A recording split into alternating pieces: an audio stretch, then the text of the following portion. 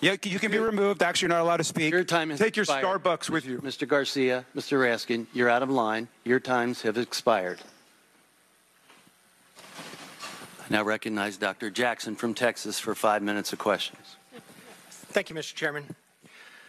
Dr. Fauci, I have to say, I, as so many Americans, am deeply disappointed in your actions during a critical time in our nation's history while you were in key leadership roles as the director of the National Institute of Allergy and Infectious Disease and as the chief medical advisor to President Biden. Put quite simply, you failed miserably, in my opinion. Based on all we have learned during the pandemic and all that we have since learned through this committee's work, I believe your failures stem from both an effort of self-preservation, manifested by a series of lies and cover-up, and by a total failure of leadership. It was obvious to everyone that you and your organization, NIH, had a lot to lose if the American people were to discover that COVID-19 was most likely leaked from a lab in Wuhan, China, and that you, via EcoHealth Alliance and Peter Daszak, actually funded this research, and that this lab was actively and recklessly conducting gain-of-function research. As such, you did everything in your power to deflect and cover up this possibility. You even recruited others to help you in this effort. Unfortunately, this cost our country and the world valuable time that may have led to answers regarding the origin, may have blunted the spread, and would have almost certainly saved lives. While I think most of us have known all along what I just described, what I have been appalled to discover through sworn testimony to this committee is the level at which you and those that worked for you went to cover up the obvious. Just a few examples, and I know these have been touched on, but they're important for everyone to hear.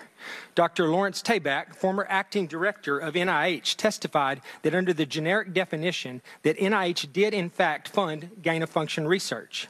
This was based on a definition that was initially used by NIH and a definition that was abandoned and removed from the website in October of 2021 and replaced by a new, much more detailed definition with a much higher bar that you have since conveniently used to define gain-of-function testing and to deny what Dr. Tabak has since confirmed. He also said that EcoHealth Alliance failed to properly and promptly report that their research violated the terms of the grant, something that went completely unaddressed under your watch. Dr. Morans, your senior advisor, who you have tried today to distance yourself from, but whose large volume of emails clearly demonstrate that you had a very close and personal relationship with, and who reported to you directly, has openly bragged about how he subverted FOIA requests. I remind you that the law requires you and your former organization to comply with Freedom of Information Act requests. It is not optional. If you or your employees or your organization that you oversaw were systemically avoiding transparency and illegally hiding or destroying documents that rightfully belong to the American people, then you should be criminally charged and they should as well. In addition, Dr. Gregory Folkers, your chief of staff, also engaged in illegal practices in which he crafted messages using symbols instead of letters to avoid FOIA exposure. In an email, April 2020, from Dr. Morans to Peter Daszak, he says, quote, "There are things I can't say." Well, I wonder what he couldn't say. He also went on to say, quote, "Except Tony is aware, and I have learned there are ongoing efforts within NIH to steer through this with minimal damage to you, Peter, and colleagues, and to NIH and NAID," end quote. And then a few days later, he said, quote, "I have reason to believe that there are already efforts going on to protect you," end quote. In February of 2021, Dr. Morans wrote to Boston University scientist Gerald Kirsch saying, quote, "I learned from our FOIA lady here how to make emails disappear after I'm FOIA'd, but before the search starts. So I think we are all safe," end quote. Dr. Fauci, I want to know what you were being protected from and what you needed to be safe from. I'm going to go on because I have a little time here. He went on to say, quote, "Plus, I deleted most of the earlier emails after sending to Gmail. Once again, illegal and an actual crime." Dr. Morans noted in another email to Dr. Kirsch saying, quote, I learned the tricks last year from an old friend, Marge Moore, who heads our FOIA office and also hates FOIAs," end quote. It is absolutely amazing to me that Dr. Morans and Marge Moore still have jobs and taxpayers are still paying their salaries. Dr. Morans wrote to Dr. Daszak in April of 2021, quote, P.S. I forgot to say there is no worry about FOIAs. I can either send stuff to Tony on his private email or hand it to him to work or at his house. He is too smart to let colleagues send him stuff that could cause trouble. End quote. Apparently, you neglected to surround yourself with equally smart individuals. Dr. Morans wrote to another collaborator, Peter Hotitz, in June 2021, at Baylor College of Medicine, that he had deleted all his emails related to COVID origin when, quote, the shit hit the fan, end quote. He said, quote, I feel pretty sure Tony were too. The best way to avoid FOIA hassles is to delete all emails when you learn the subject is pretty sensitive. In October 2021, Dr. Morans wrote to Peter Daszak, quote, Peter, from Tony's numerous recent comments to me and from what Francis has been vocal about over the past 5 years, we are trying to protect you, and they are protecting their own reputations as well, end quote.